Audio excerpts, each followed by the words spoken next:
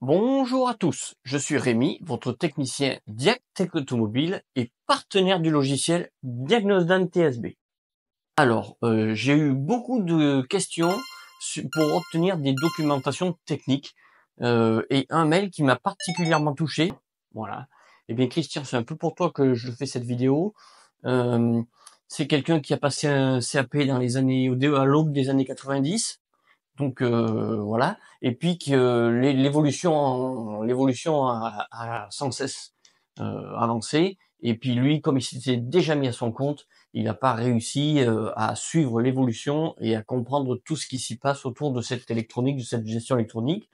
Et il me demande comment il peut faire aujourd'hui pour récupérer la situation sans fermer son garage. Eh bien, Christian, je vais te montrer comment tu peux faire avec le logiciel Diagnosdan TSB qui va énormément t'aider. C'est parti, suivez-moi.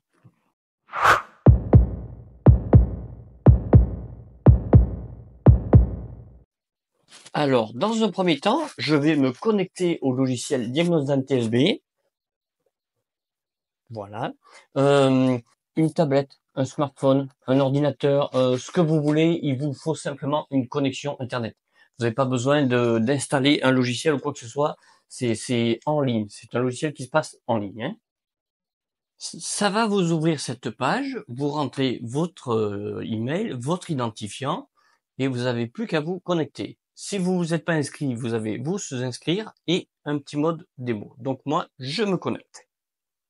Hop, voilà, ça s'ouvre. Je suis en France, je choisis France. Voilà, hop, et je rentre l'immatriculation de mon véhicule. W. Voilà. Rechercher.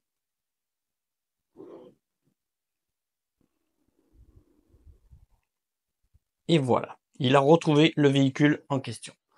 Très bien. Ensuite, vous allez dans Bulletin. Ici, vous voyez Bulletin. Voilà. Et depuis ici, vous avez Afficher tout. Vous cliquez sur Afficher tout.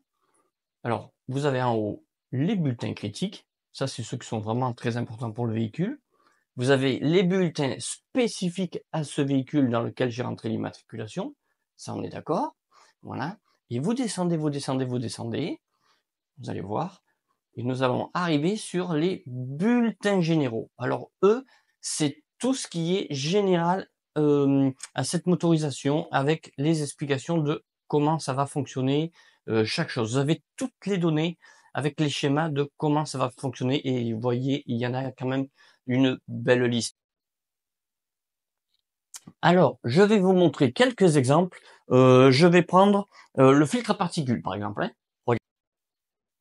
Donc, je trouve filtre à particules, contrôle général. Hop, il y a même une vidéo si je voulais. Et regardez bien, je vais descendre en bas. Vous allez voir, il y a toutes les explications de comment fonctionne un filtre à particules, comment le contrôler avec la balise, les valeurs que l'on doit obtenir. Par exemple, regardez ici, hop, la valeur du capteur différentiel. Voilà, ici avec la valise. Tout est expliqué. Voilà, je l'invente pas, c'est carrément expliqué dans les documents. Et il vous donne même des documents annexes pour pouvoir avoir encore plus d'explications que ce qu'il y a déjà dans cette fiche. Voilà, c'est vraiment bien expliqué. Regardez, encore une annexe. Voilà. Et comme ça vous permet de basculer de document en document et ça vous explique vraiment tout le fonctionnement, par exemple là, du filtre à particules. Tout simplement parce que j'ai choisi filtre à particules. Hein. Vous voyez, c'est vraiment complet. Hein. Voilà. Je vais fermer ce document. Alors, actuellement, je suis en train de travailler sur un système avec des capteurs NOx. Regardez, j'ai sorti, là j'ai imprimé parce que j'en ai besoin pour travailler. J'ai imprimé mes fiches avec les explications. Vous pouvez imprimer à volonté. Hein. Voilà. Il y a les explications, comment ça fonctionne. Je vais essayer de vous montrer les schémas parce qu'il y a tellement des pages là sur ce système-là. Voilà, regardez. C'est super bien expliqué. Il y a même les croquis. Comment c'est fait, à quoi ça sert, comment ça marche, comment détecter la panne, comment rechercher, tout est expliqué en détail. C'est vraiment digne d'une formation en ligne, vraiment. Hein. Voilà. Donc voilà un des exemples encore. Hein. D'ailleurs, on va aller sur le SCR, stratégie générale et dépannage. Hop, j'affiche le document. Et vous allez voir ça, hop, regardez ça, comment c'est super bien expliqué.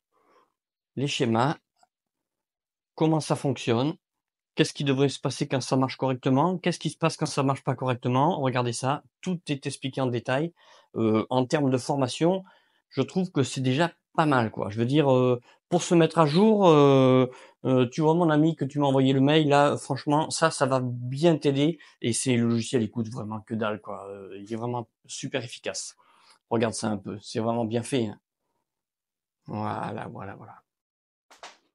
Puisqu'on est sur le système SCR, je vais vous montrer l'injecteur de durée. Voilà, j'ai trouvé l'injecteur doseur d'AdiBlue. Hop, le voilà ici. J'ouvre le document. Et voilà. Et là, il va être expliqué comment ça fonctionne. Regardez en détail le diffuseur. Tout est marqué. Regardez ça. Quand ça fonctionne correctement, quand ça ne fonctionne pas correctement. Tout est détaillé. Voilà. Les anomalies les plus connues. Comment contrôler les dosages. Vraiment très complet. Vraiment, regardez comment contrôler l'injecteur. Voilà. Donc je trouve que vraiment pour évoluer, pour se remettre à jour, c'est très très bien, hein. Voilà. Pareil, vous avez été nombreux à regarder la vidéo sur le contrôle du CAN bus et la stratégie. Et pas tout le monde a compris. Et puis beaucoup vont demandé les documents. Regardez avec Diagnostan TSB, ils vont nous montrer 2 méthodes, 3 méthodes même, parce qu'il y en a une avec l'oscilloscope, je vais pas vous embêter avec ça. Mais une méthode avec le multimètre, exactement ce que je vous ai expliqué, et une méthode avec la passerelle Gateway qui, elle, je vous en ai pas parlé dans les vidéos, mais elle est marquée dedans. Je vous montre ça. Regardez, hop, sans oscilloscope, multimètre. Oui, c'est ce que j'ai besoin. Et regardez bien, ça s'ouvre. Tout est expliqué. Comment ça fonctionne, les pins 6, 14 que j'ai utilisé dans mes vidéos, les résistances terminales, tout est expliqué. Le croisement des faisceaux, tout est expliqué. Regardez un peu comment c'est fait. Ils expliquent vraiment, c'est vraiment une vraie bible ce logiciel pour moi. Il est vraiment bien fait. Vous avez vu? Regardez ça un peu. Voilà, ils expliquent vraiment toutes les stratégies et comment ça fonctionne. C'est bien foutu quand même. Et maintenant celui avec la passerelle Gateway. Regardez. Hop, voilà. Buscan avec passerelle. Hop, j'ouvre le document. Et regardez, ils expliquent exactement qu'est-ce qui va changer dans notre méthode de mesure. Qu'est-ce que je vais trouver comme différence? Comment s'y prendre? Tout est expliqué. Tout, regardez ça. Il y a les schémas, il y a comment mettre le multimètre. Tout est expliqué. Regardez. Et ensuite, on passe dans un autre menu du logiciel pour vous montrer qu'il y a encore des explications, encore de la technique. Je vous... Voilà, comme vous avez pu voir, dans les renseignements généraux, déjà, il y avait beaucoup d'infos. Maintenant, je vais aller dans l'unité méthode de mesure. Voilà, parce que ce logiciel, il a une fonction méthode de mesure. On veut mesurer un organe, on ne sait pas comment ça fonctionne, et on a besoin de savoir le mesurer. Il va vous expliquer comment prendre chacune des mesures de chacun des capteurs, chacun des actionneurs, chacun des systèmes, avec l'explication de comment ça fonctionne. Regardez bien. Je vais dans méthode de mesure, regardez ici, voilà, clac, afficher tout. Après, je pouvais chercher une catégorie si je voulais, il y a les fonctions recherche, hein. Et là, pareil, regardez, il y en a toute une liste qui est interminable. Et là, c'est comment prendre chacune des mesures de chaque capteur, chaque actionneur, même j'ai vu des diodes, tout ce qu'il y a dans le véhicule, et on a le moyen de le contrôler. Et il y a même des vidéos et des fichiers PDF, il y a tout y est. Et je vais vous montrer, par exemple, voilà, ça c'est pour vous montrer la liste qu'il y avait que sur le véhicule que j'ai sélectionné, hein. Voilà, il est là. Hop, je l'ouvre. Il y a même une vidéo en rouge, vous avez vu si je voulais. Voilà, et là, c'est expliqué. Voilà, le faisceau. Vous allez voir, je descends. Les défauts qu'ils peuvent avoir, bien évidemment. Comment lire les valeurs dans une valise diagnostique. Comment lire les valeurs avec un mano. Tout est expliqué. Regardez ça. Voilà. Là, vous ne pouvez pas vous tromper, c'est comment mesurer, avec un oscilloscope également, comment mesurer un capteur de pression absolue. Voilà. Tant que j'y suis, je vous montre un capteur. Alors, capteur débitmètre, le MAF, Mass Airflow. Voilà. Pareil, regardez, vous reconnaissez le débitmètre. Et il va vous expliquer comment ça fonctionne. Voilà. Et comment contrôler le capteur. Voilà. Même avec un oscilloscope, si vous êtes équipé, pas de souci. Il vous explique même comment calibrer l'oscilloscope. Hein. Vraiment, c'est bien fait. Et puis, je vous ai gardé un petit dernier. Vous doutez bien, la dilution de l'huile, le LSPI. Vous allez voir, je vous montre ça. Voilà, il est là. Je l'ouvre.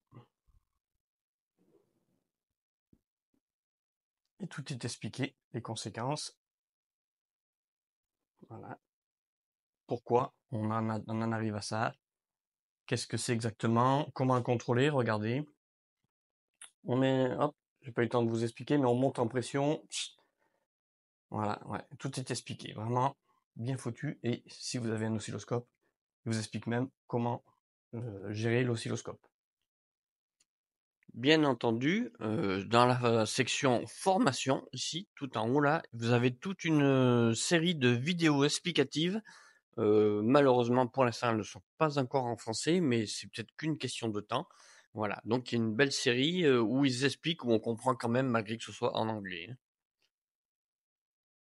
Alors, comme ça, vous voyez que Christian, moi qui ai très bien compris ta situation, parce que j'ai également passé un CAP à l'aube des années 90, et pour me tenir à jour, j'ai dû partir à l'école, et ça, c'est tout de suite vite compliqué. Quand tu es tout seul dans ton garage et que tu es obligé de tout fermer, c'est très compliqué. Donc, je comprends ta situation, je te montre comment tu peux évoluer. Voilà. J'ai un certain Stéphane aussi qui m'a posé la même question. Alors, tu vois, vous n'êtes pas seul, vous êtes plusieurs à m'avoir posé cette question. Du coup, je tenais à répondre à ces questions. Voilà. Si ce sujet vous a plu, n'hésitez pas à vous abonner. Et puis, je vous remercie à tous.